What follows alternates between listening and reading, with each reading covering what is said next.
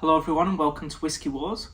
Today we have a peated Glendronach against an unpeated Glendronach. Now Glendronach is from the Highland region of Scotland, and I'll just quickly touch on the differences on paper before we start.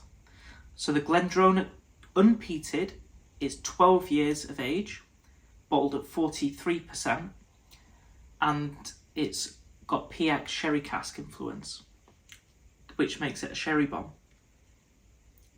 The Glendronach traditionally peated is on my left, and this is bottled at 48%, but this one's also aged in PX sherry cask, but it's also got a third cask maturation, which is in port casks.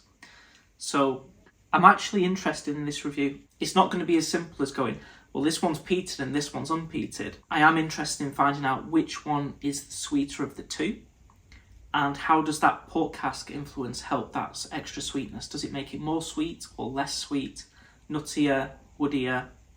Let's find out. I'll start off nosing with the Glendronach 12. Soft, sweet, caramel, toffee. Rich red fruits. A little bit of a nut in there, maybe a hazelnut. But I always get a little bit of a citrus kick to this whiskey, just hiding in the background, and it keeps it a little bit fresh and lively. Let's just call it a lime, but it's not strong in the lime, it's just a little bit. And then vanilla sweetness. It's quite it's got a lot of facets going on. I think it's a really nice nose. Okay, onto the traditionally peated. Interestingly, this is also very, very sweet. Now, the first thing I think a lot of people are going to notice with this whiskey is the addition of the peat. What I do want to emphasise, though, is that peat is not a strong, powerful peat. I would call this a light level of peat. And it's going to be a Highland peat as well, so it's not going to be like an Islay or an Island peated whiskey. It definitely stays more on that sweet side of things. It adds a sweet peat.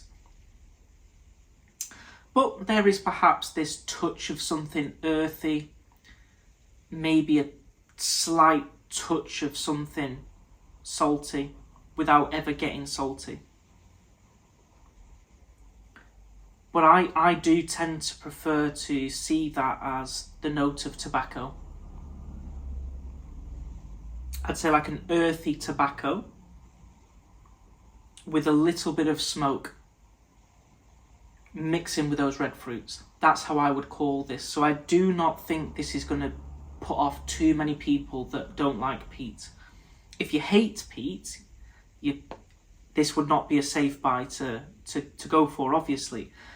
But it's nothing like an Islay level of peat. This is it really, what it's like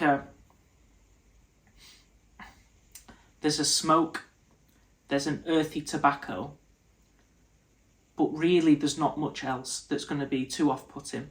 And actually those notes, I think, blend really well with the sweetness of those red fruits. There's like a toasted nut on this now. So instead of like a raw nut, this is going to be a toasted nut. But incredibly sweet. In fact, once you acclimatise to that peat, you can really start to appreciate how sweet this whiskey really is.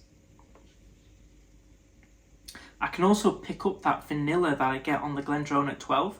I can pick it up on this once you get acclimatised to that peat. That is sweet. The unpeated is sweet. Yeah, okay. I would concede there. The Glendronach comes across sweeter, but I don't know whether it truly is sweeter just because the extra notes in the Glendronach divert your mind away from it. But it's still there, and it's still very sweet. One thing's for certain, complexity goes to the peated Glendronach today. Okay, let's get stuck into the taste. And quickly guys, if you like the video, please drop a like on the video, but most importantly, if you haven't already, please do click that subscribe button down below. It really helps the channel out, so I'd really appreciate that, so thank you. Okay, let's get on to the taste. Oh, I'll start with the Unpeated first.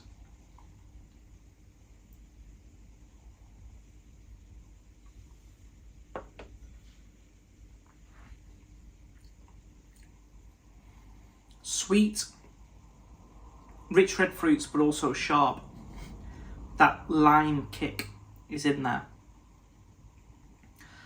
along with a wood spice, but also some baking spices. I get the impression this is going to be the spicier of the two whiskies and the woodier of the two whiskies.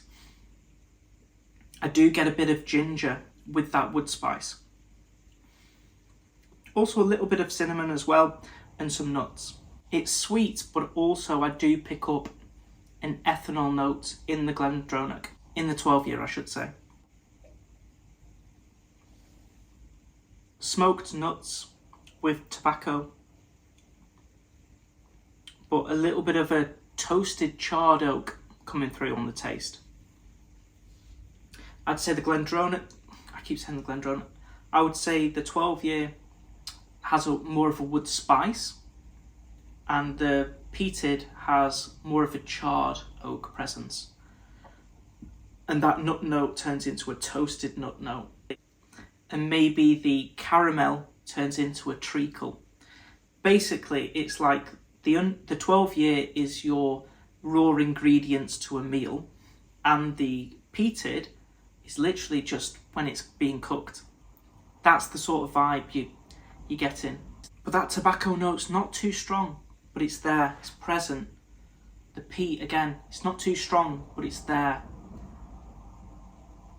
This is not an overbearing, an overpowerful, an overly dominant peated whiskey. It's something that adds extra notes and extra flavour to the whiskey. It won't be to everyone's taste profiles, that's for sure.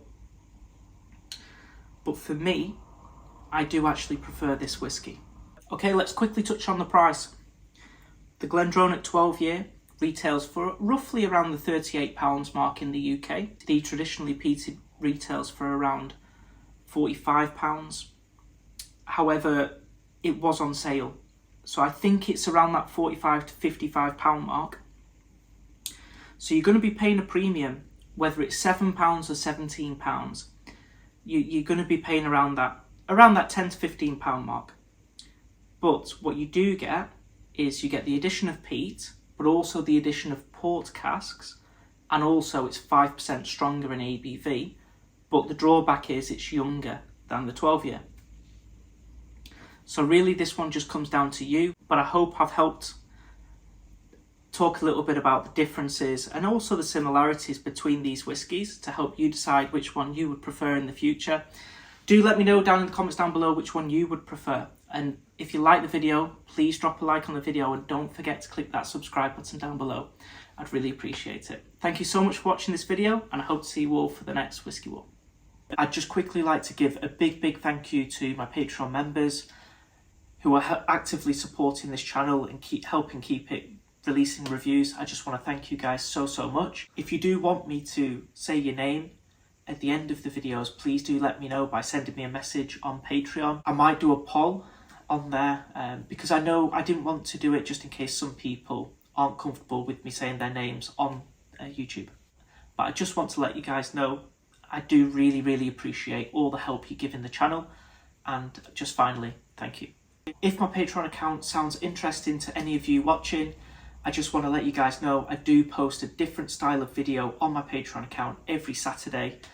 Basically, I do a series on there where I give my final thoughts on a bottle of whiskey.